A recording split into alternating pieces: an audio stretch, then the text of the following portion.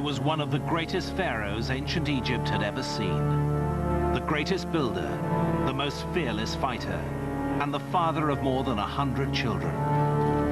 But, as new evidence now suggests, could he also have been the unnamed pharaoh of the biblical Exodus?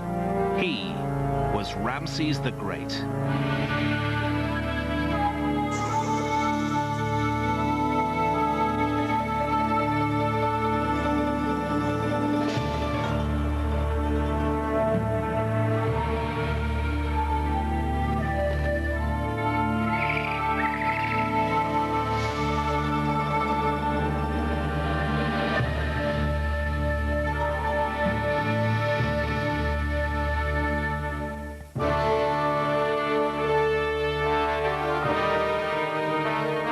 Ramses' monuments stretch from his colossal statues at Memphis in the north to the temple of Abu Simbel in the south.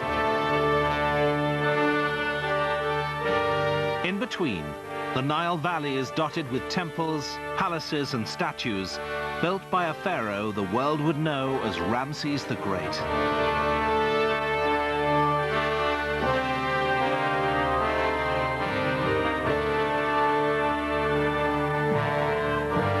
Ramses waged the greatest battle any pharaoh had ever fought.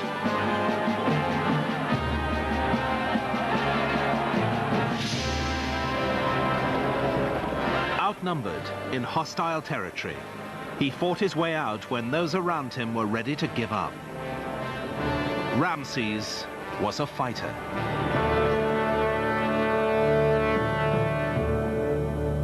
The only battle he may ever have lost was with the God of the Israelites.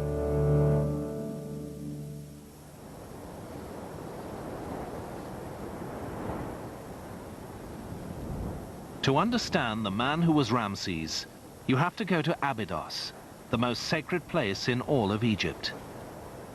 For thousands of years, pilgrims brought offerings here to gain favor with Osiris, the god of the dead.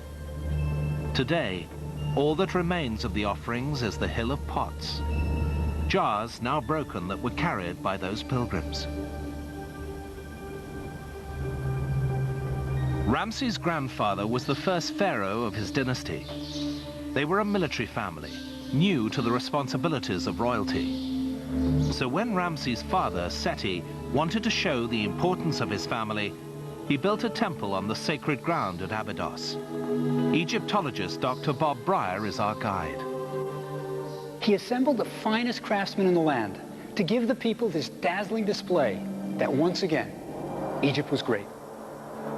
Seti wasn't just building a temple. He was making a political statement.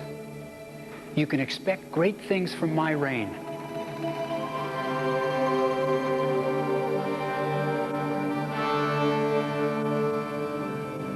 This was Ramses' father. It was a family of overachievers, and Ramses intended to do even better.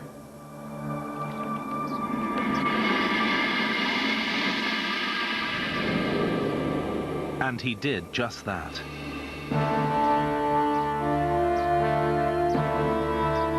When he became pharaoh, Ramses built a temple so tremendous it would become synonymous with his name and an icon for all Egypt.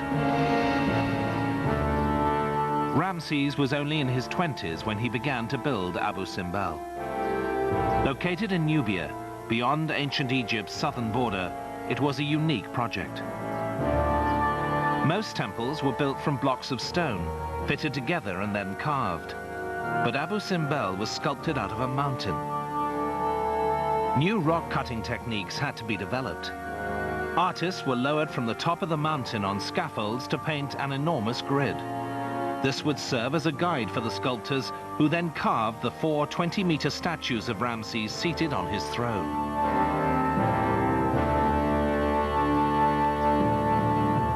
But why build such an incredible monument in such a remote place? Never in Egyptian history had there been a large population there. It was a propaganda move. Ramses wanted everyone to fear his power. Nubia was Egypt's source of gold, and the temple was an awesome reminder to Nubians of Ramses' power.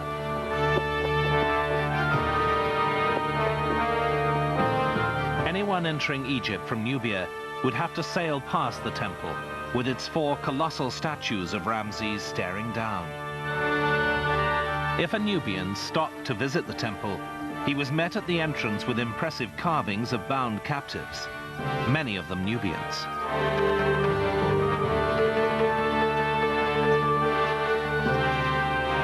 Once inside, the visitor could see Ramses leading the army in battle, the reins of his chariot tied around his waist, shooting arrows at the enemy. It was great drama, but it didn't end there. In the innermost part of the temple, the Holy of Holies, there are seated statues of the gods, Amun-Re, Ptah, Re-Harakti. With them, and exactly the same size, is Ramses the Great, a god among the gods. But Ramses didn't stop with just one temple at Abu Simbel. He built a second one for his beloved queen, Nefertari. They were married as teenagers, and he clearly adored her. Above the entrance to her temple, he had an inscription carved calling her, "She for whom the sun doth shine."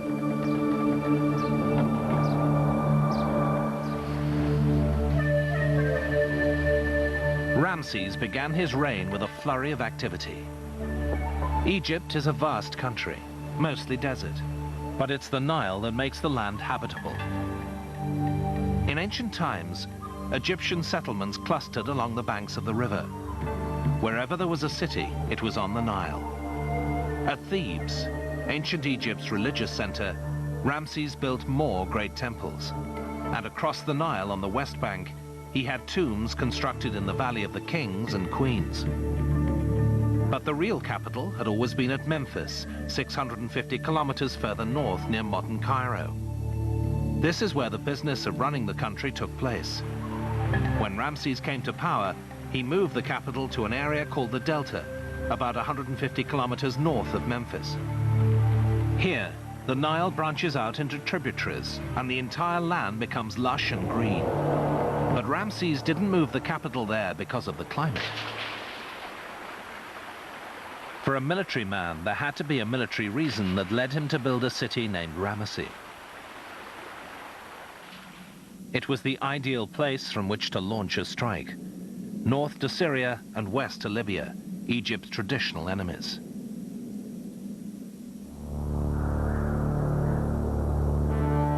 So he built an entirely new city and dreamed of the hordes of treasure he could bring back to Egypt. This may even be the city that the Bible says the Pharaoh forced the Israelites to build. Ramses' new city became a bustling complex of palaces, temples, storehouses, workshops, and barracks.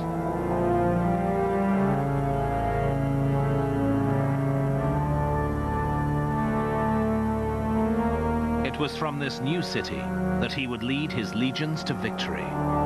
Conquest that would make him Ramses the Great.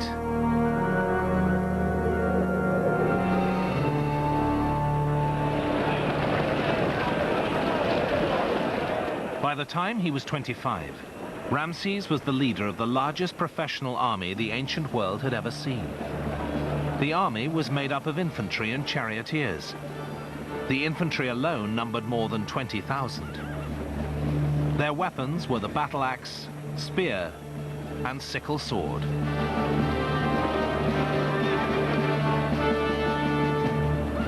Because maneuverability was the key to success in chariot warfare, chariots had to be light, but this also meant that they broke easily.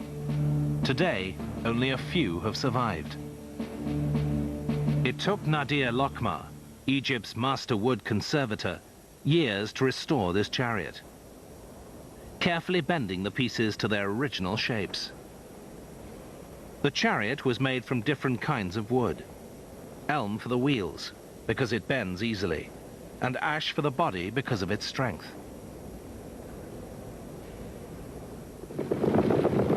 Each chariot was pulled by 2 horses and carried 2 men, a driver and an archer. The floor was made of woven leather thongs, covered with a leather flap. It acted as a shock absorber, and provided a relatively stable platform from which the archer could shoot his arrows.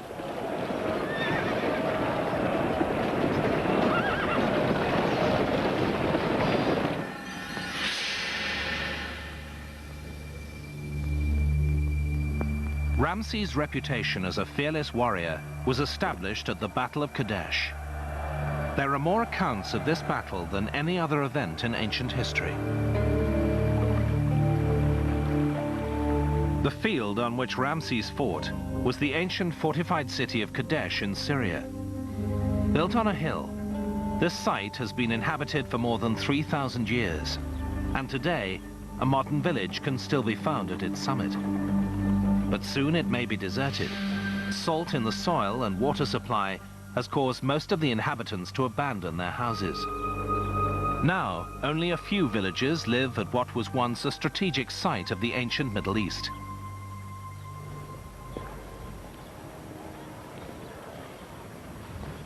Kadesh was crucial for Ramses' plan to control the Middle East. But the city was controlled by Hittites, warriors from what is now modern Turkey. They were Egypt's prime enemy, and Ramses intended to take Kadesh from them.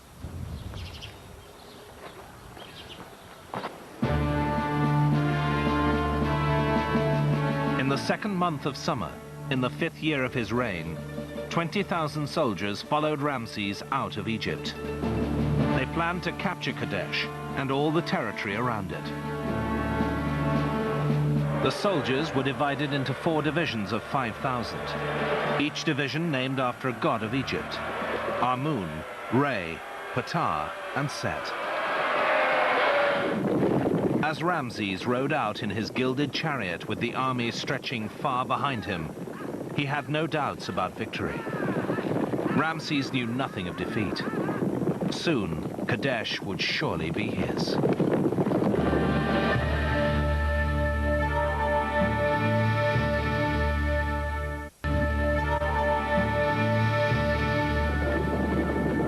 Ramses the Great was leading the most powerful military force the world had ever seen. They passed swiftly through Gaza, northward into Canaan, and up through Galilee. When they entered Syria, they would have seen vast areas of green, strewn with wild flowers that were unknown in Egypt. And in the distance lay snow-capped mountains, probably the first time any of them had seen snow. Eager to reach his goal, Ramses rose early, put on his battle garments, and led the division of Amun towards Kadesh.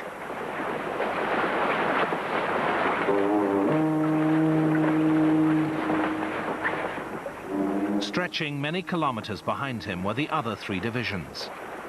As Ramses neared the Orontes River, 2 local tribesmen joined the entourage.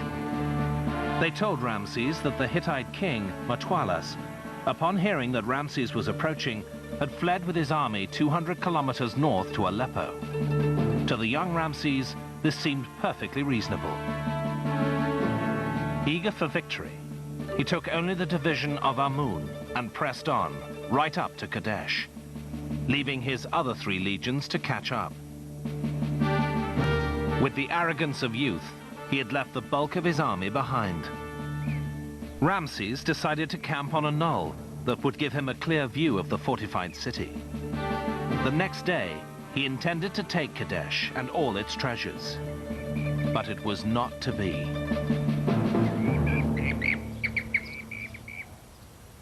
As Ramses set up camp, his sentries caught 2 Hittite spies. Beating the truth from them, it was revealed that Ramses had been lured into a trap. Mutwalas was waiting in the woods, just behind Kadesh, with 40,000 troops. As Ramses and his officers made emergency plans, the Hittites attacked. Their charioteers charged out, cutting the lagging Re division in half, almost totally destroying it.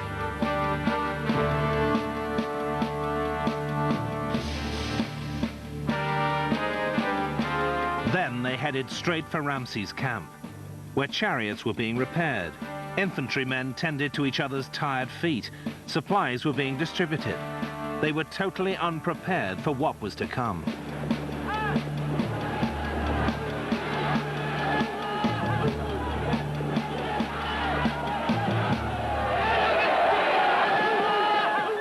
Breaking through the barrier of Egyptian shields that formed an enclosure around the camp, Hittite chariots surprised the tired troops. With the Egyptian army in a state of confusion, Ramses took control. He cried out, "Stand firm, steady your hearts, my army, that you may behold my victory. I am alone, but Amun will be my protector. His hand is with me." As Ramses rallied those around him, he jumped into his chariot, said a prayer to Amun, and charged. It never occurred to him that he might lose. Surprising the Hittites with his bravery, Ramses saved the day. Marshalling his troops, he charged the Hittites 6 times.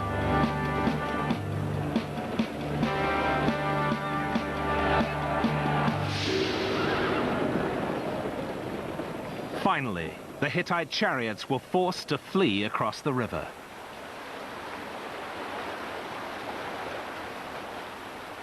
Mtwalas, expecting to see hordes of infantry moving in for the kill, was amazed to see his men retreating across the river.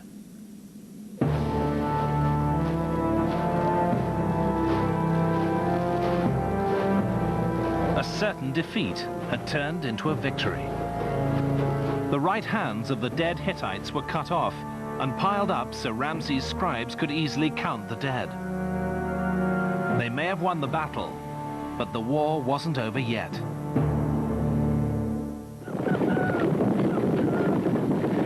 The next morning, it was Ramses' turn to attack. After several charges, it was clear the Hittite troops were too well trained and too numerous to be defeated. It ended in a standoff, but the brave Ramses had achieved a great personal victory. Mtwalas offered Ramses a peace treaty. Both parties would accept a status quo and agree never to attack each other. But Ramses would have none of it. Still with designs on Kadesh, he agreed merely to a truce. So Ramses and his army marched home to his city in the delta. He must have made a spectacular entrance, with Hittite prisoners displayed and tales of the pharaoh's incredible bravery.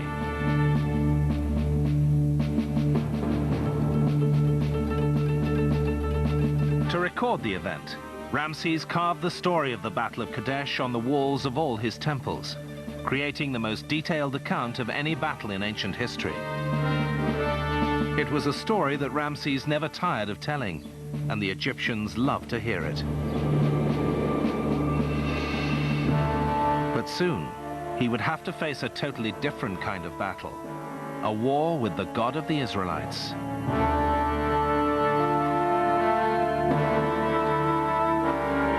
One of the great archaeological mysteries of our time is the biblical story of Exodus, one of the most crucial parts of the Old Testament.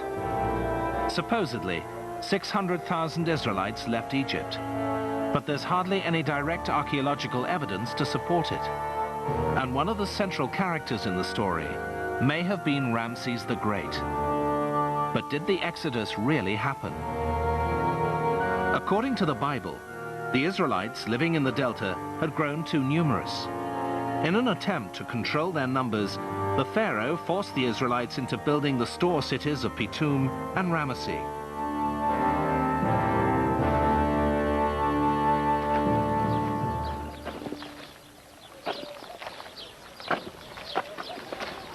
When the Israelites asked for 3 days off to celebrate a religious festival, the Pharaoh not only refused, but said they would no longer be given straw to make their bricks. Brickmaking in Egypt is still done in much the same way as it was in biblical times. Straw is crucial. It gives the bricks strength and keeps them from shrinking.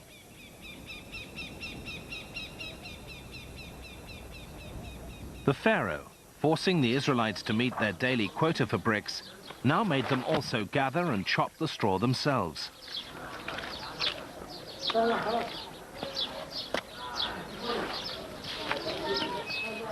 All Egyptian cities were built using mud bricks, and millions were required. It was hard work, An Egyptian papyrus describes the brickmaker. He is dirtier than vines and pigs from treading under his mud. His clothes are stiff with clay. His sides ache since he must be outside in a treacherous wind. He is simply wretched through and through. It was just the kind of task you would give to oppress a nation. When Moses, the leader of the Israelites, and his brother Aaron asked the Pharaoh to let their people go, he refused. To show the power of the Lord, Aaron froze his staff to the ground and transformed it into a snake. The Pharaoh was unimpressed. He'd seen his magicians perform exactly the same trick. The final confrontation in the Exodus story would be between Egypt's living god, the Pharaoh, and the God of the Israelites, who cast 10 plagues upon Egypt. Moses said, I will strike the water that is the Nile with the rod that is my hand, and it shall be turned to blood, and the fish on the Nile shall die, and the Nile shall become foul, and the Egyptians were loath to drink the water from the Nile. Even when it happened, the Pharaoh showed no fear, for he too was a god. He refused to let the Israelites go. The Nile always turned red during the season of inundation when the river swelled and brought rich red topsoil. The next plagues of frogs, lice, insects, locusts, boils and hail failed to frighten the Pharaoh. Because they were so like naturally occurring disasters, he dismissed them as coincidence. Still, he refused to release the Israelites. Then the Lord said to Moses, Stretch out your hand towards heaven, that there may be darkness over the land of Egypt, a darkness to be felt. A sandstorm. But again, the Pharaoh had seen many, and wasn't about to let his slaves go because of a natural phenomenon. But it would be the 10th plague that he couldn't explain away. Then says the Lord, about midnight I will go forth in the midst of Egypt, and all the firstborn in the land of Egypt shall die. Heartbroken by the death of his firstborn son, the Pharaoh finally relented, and the Exodus began. But even after the plagues and the death of his oldest son, the tenacious Pharaoh refused to give up. In one final attempt to avoid defeat, he mustered his chariots and set off in pursuit of the Israelites. And now came the miracle, the parting of the waters that allowed the Israelites to escape.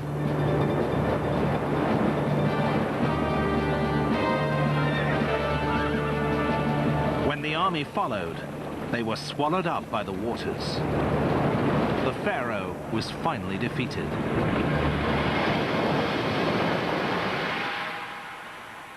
The easiest route for the Israelites to escape to the Promised Land was through an area called the Sea of Reeds.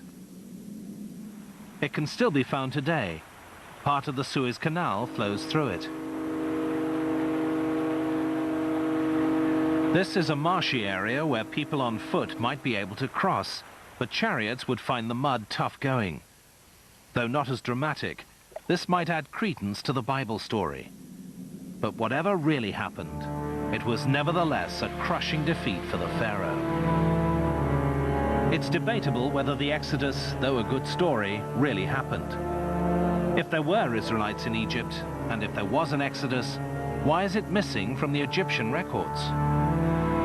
The Egyptians recorded many wars and battles on their temples, but if you read the hieroglyphs carefully, you'll find no losses. The Egyptians never recorded defeats. To find records of the Israelites in Egypt, you have to go back to the Bible, to a time before Exodus, to the Joseph story, and a clue to whether the Exodus really happened. According to the Bible, an Israelite named Joseph was sold into bondage by his brothers, who were jealous of his cloak of colored cloth. In Egypt, Joseph was unfairly accused of attacking his master's wife and was thrown into prison. But Joseph had a gift that saved him. He could interpret dreams.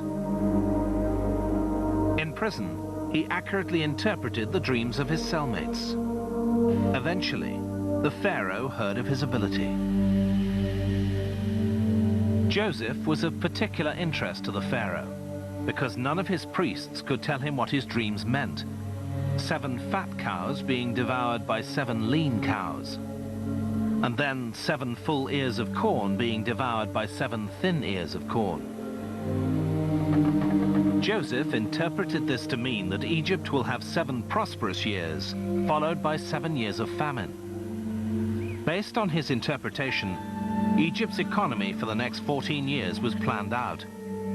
During the 7 prosperous years, wheat was stored in large granaries in anticipation of the impending lean years.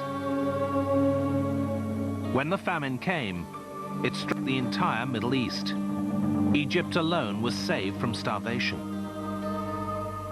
There is a flavor of ancient Egypt in this Bible story that may give it credence, as Egyptologist Dr. Bob Breyer explains. The ancient Egyptians believed that everyone had prophetic dreams. And if you wanted a dream interpreted, you came to a temple like this.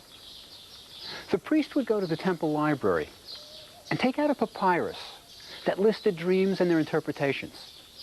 For example, if you saw yourself with a pygmy, it was bad. It meant that half your life was gone. Now, Joseph's skill was that he could interpret the dreams that weren't in the book of dreams. Whoever wrote the Joseph story really knew what he was talking about.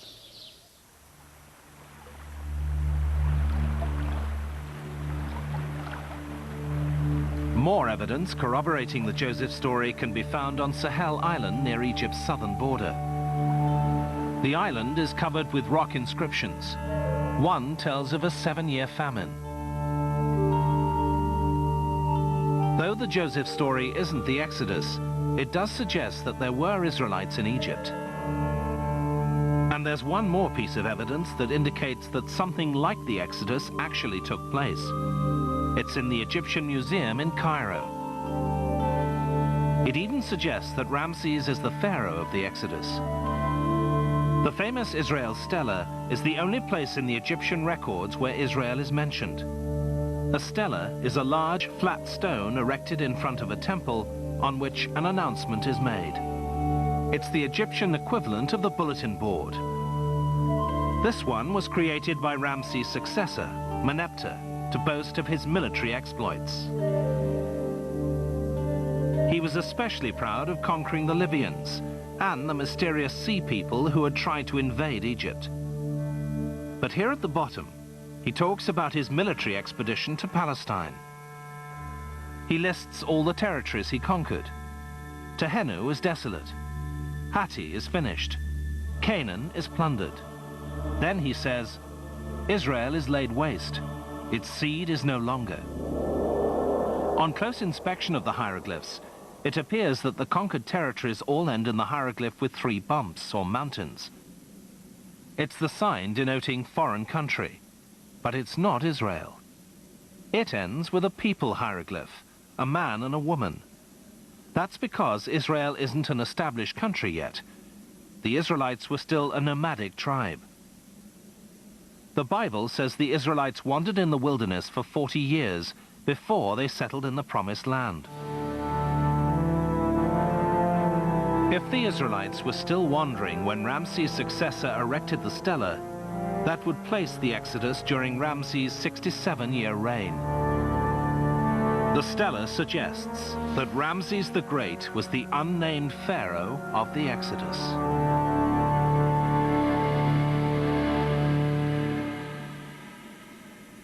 There's one last clue to this mystery, and it comes from one of Ramses' sons.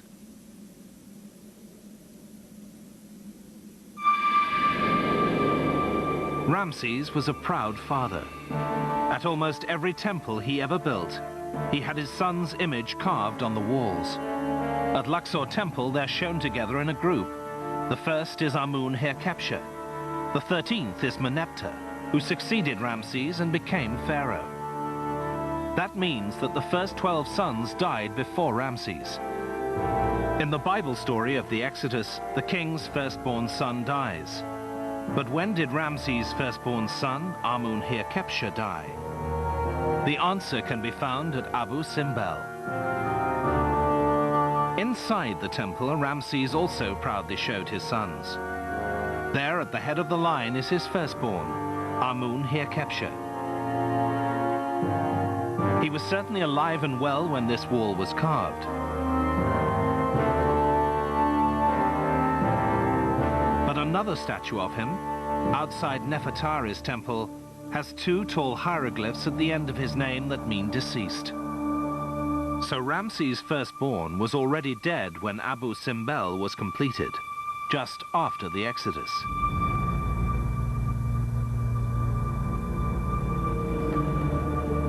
We may even know where he was buried. Each tomb in the Valley of the Kings is numbered, and one of the most talked about tombs is KV5, or King's Valley 5.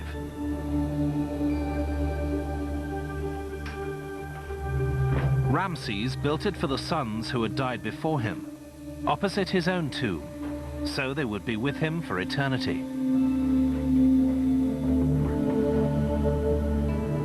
When Egyptologist Dr. Kent Weeks began excavating it, it became clear that this was the largest tomb ever built in Egypt.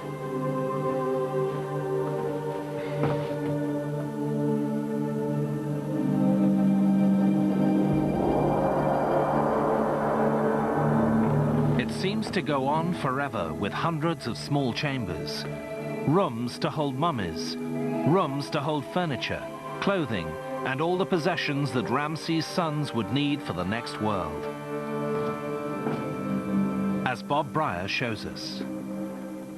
When the investigators began clearing the tomb, they found mummy bandages and bones and jars that once held the internal organs that were mummified.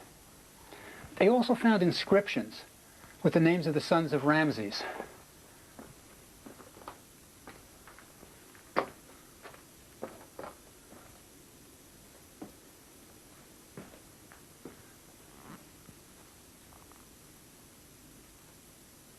What's really interesting is that modern scholarship now places the death of Ramses' eldest son at just about the time of the Exodus.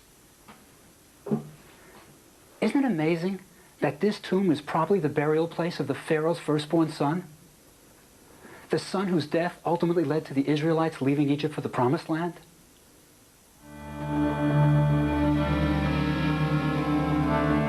All the evidence suggests that Ramses the Great was the Pharaoh of the Exodus.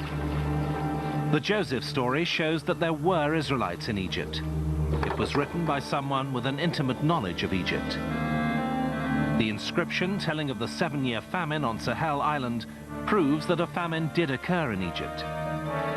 And in the Exodus story itself, we're told that the Israelites built the store cities of Bitum and Ramesses in the Delta. Today, the Delta is littered with the remains of Ramses' cities. Add to this the fact that Ramses' firstborn died around 1262 BC, the time of the Exodus, and the possibility that Ramses was the unnamed pharaoh seems plausible.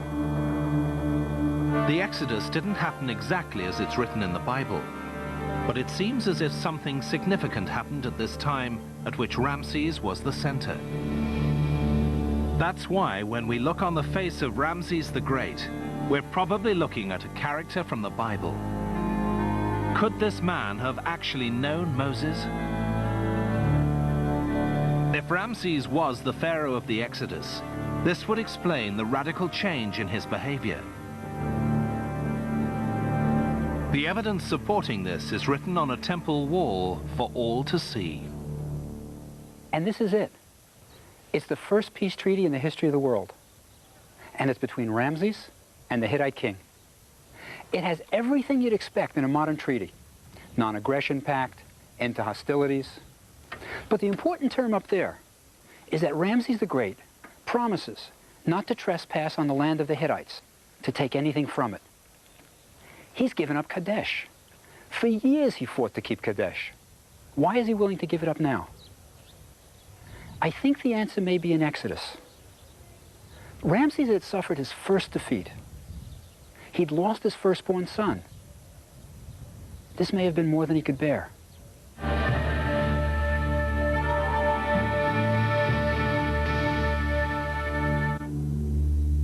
The Exodus and the death of his firstborn and other sons were not the only tragedies Ramses had to bear. Abu Simbel was completed around the 24th year of his reign. Ramses sailed up the Nile with Nefertari to dedicate their temples.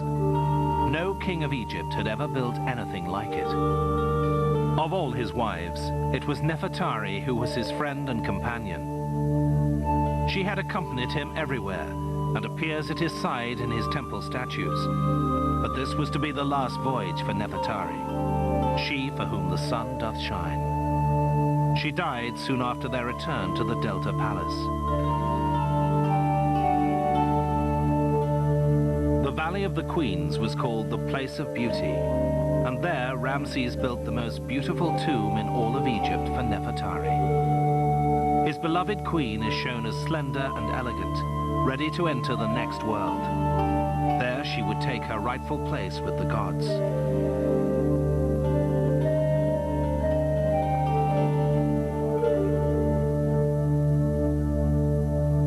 Ramses would reign for another 40 years without Nefertari.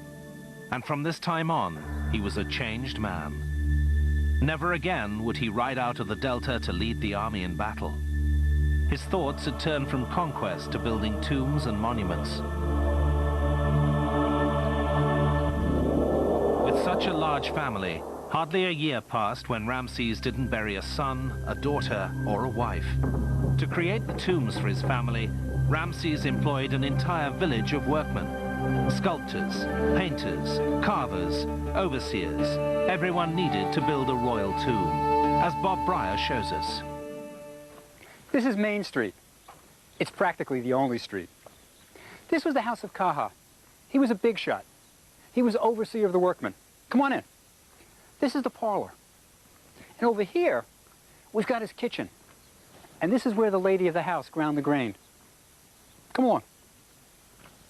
Because he was so important, he had 2 sitting rooms. And back here, a real luxury, a column for holding up the roof. He had 3 bedrooms, and he needed every one of them. He had 8 kids. He was an important man. He was in charge of one of the gangs that worked on Ramses' tomb. There were 2 gangs that worked simultaneously, a left-hand gang and a right-hand gang. And our man Kaha, he was in charge of making sure that they worked efficiently. Everybody in this village had a specific job. Kaha's neighbor over here was a painter and a draftsman. Over here was Kawi. His title was guardian of the royal tomb. He was in the security business. They all worked for Ramses. It was a tight-knit community. Because they lived near the Valley of the Kings, they were isolated from other villages. They were also so far from the Nile that they needed a laundry service to wash their clothes. They bartered their skills to get what they needed.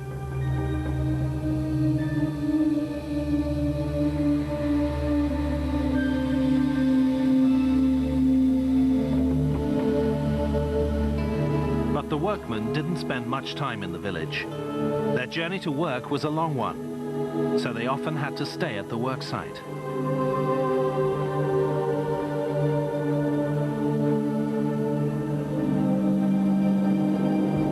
Today, you can still walk the path they took to work.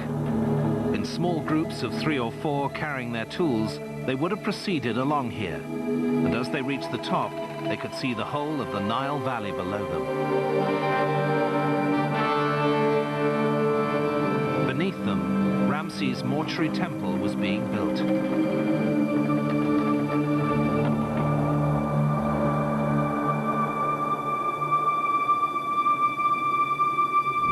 Just over the ridge is the Valley of the Kings.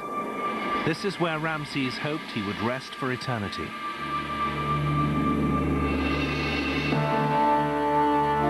After 67 years of an extraordinary reign, Ramses the Great died in his palace in the Delta. His body was taken to the embalmer, to the same workshop that had mummified his beloved Nefertari, Amun-Hir-Kepsha, his firstborn son, and so many of his other sons and daughters.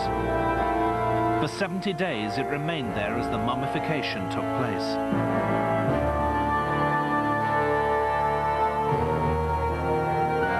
body was placed on a royal barge to make the long journey south to the Valley of the Kings. For 3 weeks, the ship bearing Ramses' body sailed upstream. The people of Egypt lined the shores to pay their last respects to the pharaoh who had ruled them well for nearly 3/4 of a century. As Ramses' mummy sailed southwards, the women of the towns threw sand on their heads and tore their clothing in the traditional sign of mourning. When the ship reached Thebes, it was met by the high priest of Amun on the east bank of the Nile. There, his mummy was placed on a ceremonial boat for its last journey across the Nile to the west, the realm of the dead. When the body reached the West Bank, it was transported on a sled to Ramses' funerary temple. There, priests recited the ancient prayers. Ramses was now ready to join the gods. Work on Ramses' tomb had begun 67 years earlier. Now it was ready to receive his mummy. As in the tombs of all the pharaohs before him, the stone sarcophagus was slowly lowered down a corridor, past the sacred text that would speed the pharaoh on his way to the next world, the Book of the Gates that would help him overcome any obstacles, and most important of all, the Book of the Dead that would assure resurrection in the next world.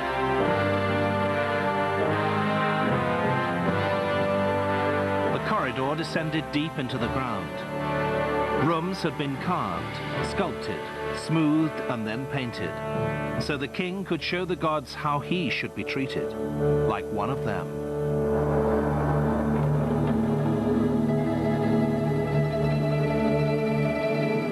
Ramses' actual tomb has been the victim of both tomb robbers and severe flooding from the occasional downpour in the arid Valley of the Kings. But it's still a fitting memorial for Ramses the Great.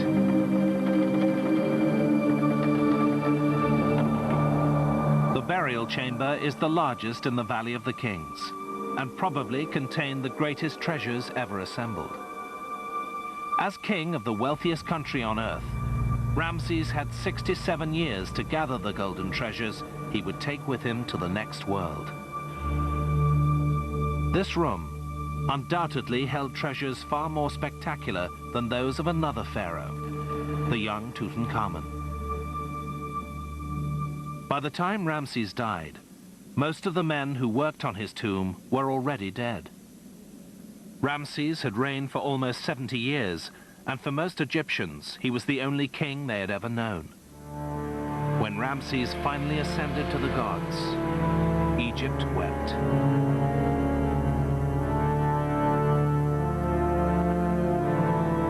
But the mummy of Ramses did not remain in its tomb forever. Discovered by archaeologists in the last century, it was taken to Cairo. But even this was not to be Ramses' final journey.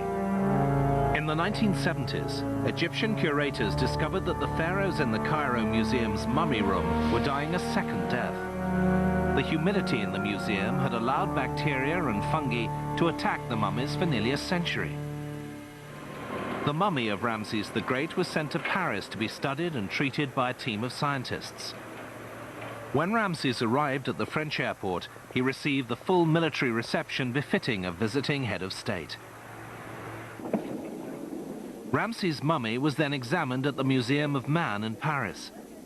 The X-ray of the skull shows teeth that are badly worn, many decayed.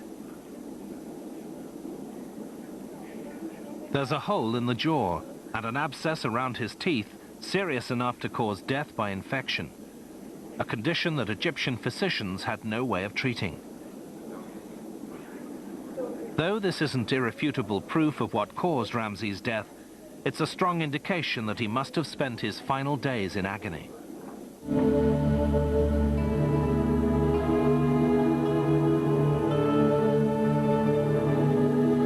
Many people are unaware that one of the most famous poems in the English language is about Ramses. Shelley's Ozymandias describes a fallen statue of Ramses that once looked down on the funeral procession that brought the pharaoh's mummy to the mortuary temple.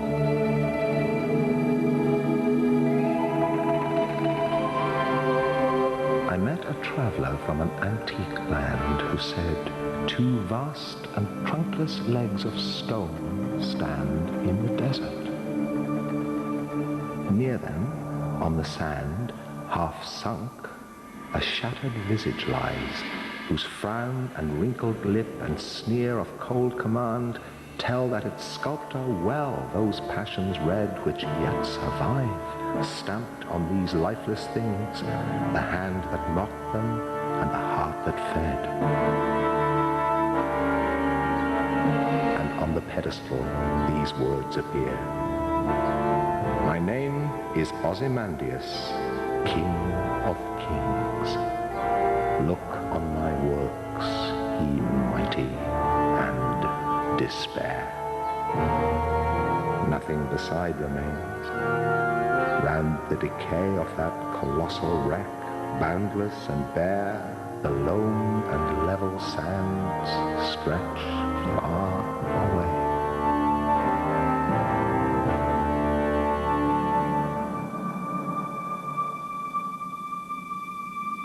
Ramses died in pain, a crippled old man approaching 90. But the ancient Egyptians believed that in the next world, he would be restored to his vibrant youth once again. Perhaps in the afterlife, he's somewhere in the west, riding out from the Delta Palace in his chariot, setting off on a new conquest with his army stretching far behind him. And when he returns, his beloved Nefertari is waiting to meet him with hordes of his children. As they gather round him, Ramses tells them of his victories and adventures. There were 11 kings of Egypt named Ramses, but there was only one, Ramses the Great.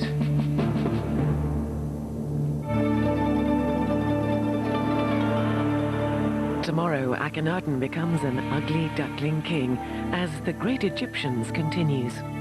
On Discovery Channel next, test flights, recalling how pilots first met the deadly challenges of supersonic flight.